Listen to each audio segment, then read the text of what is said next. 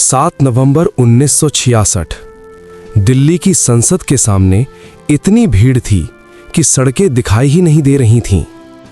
लाखों साधु संत हाथों में भगवा झंडे लेकर नारे लगा रहे थे, गौ माता की रक्षा करो।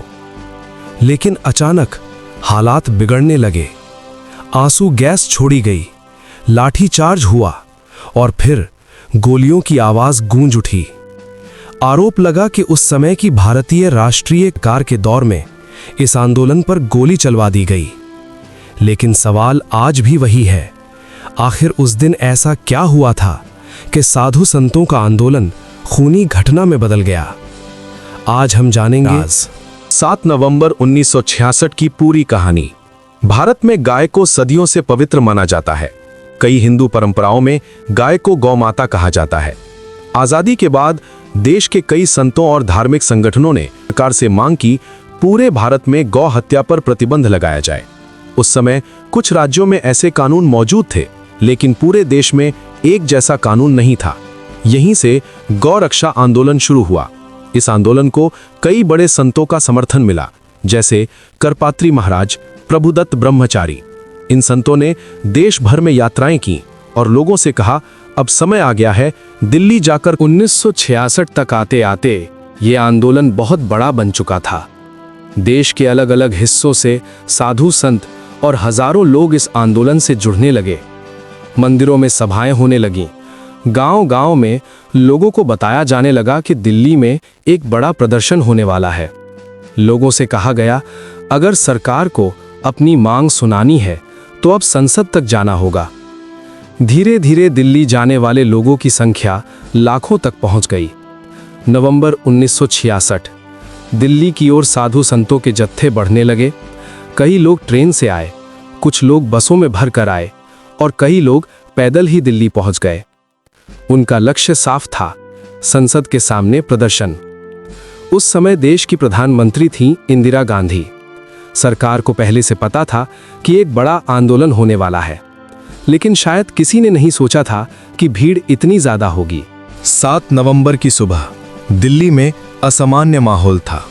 संसद भवन के आसपास भारी पुलिस बल तैनात था, लेकिन दूसरी तरफ भीड़ लगातार बढ़ती जा रही थी। साधु संत नारे लगाते हुए आगे बढ़ रहे थे, गौ माता की जय, गौ हत्या बंद करो। कुछ ही घंटों में संसद के आसपास का पूरा इलाका लोगों से भर गया। इतिहासकारों के अनुसार उस दिन भीड़ लाखों में थी। स्थिति धीरे धीरे तनावपूर्ण होती जा रही थी। भीड़ इतनी बड़ी थी कि पुलिस के लिए उसे नियंत्रित करना मुश्किल हो गया। कुछ प्रदर्शनकारी बैरिकेड्स के पास पहुंच गए। पुलिस ने भीड़ को रोकने की कोशिश की, लेकिन भीड़ पीछे हटने को तैयार नहीं थी। फिर पुलिस ने लाठीचार्ज किया। इसके बाद आंसू गैस छोड़ी गई। चारों तरफ धुआं फैल गया। लोगों में भगदड़ मच गई, लेकिन हालात फिर भी काबू में नहीं आए। स्थिति नियंत्रण से बाहर होने लगी। इसी दौरान पुलिस की ओर से फायरिंग किए जाने की खबरें सामने आईं। अचानक गोलियों की आवाज सुनाई दी। लोग इधर उधर भागने लगे। कई लोग घायल हुए और कुछ लोगों की मौत की खबरें भी सामने आईं। हालांकि मृतकों की संख्या को लेकर आज भी अलग अलग दावे किए जाते हैं, लेकिन इतना तय है कि उस दिन की घटना ने पूरे देश को हिला दिया था। इस घटना के बाद देश भर में भारी विवाद शुरू हो गया। कई लोगों ने सरकार की आलोचना की।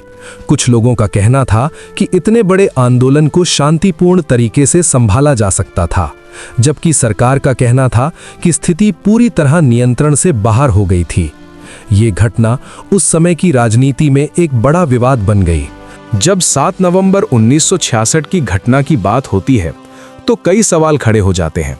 क्या उस दिन इतिहास को अलग तरीके से लिखा जा सकता था, या फिर स्थिति इतनी बिगड़ चुकी थी कि गोली चलाना ही आखिरी रास्ता था?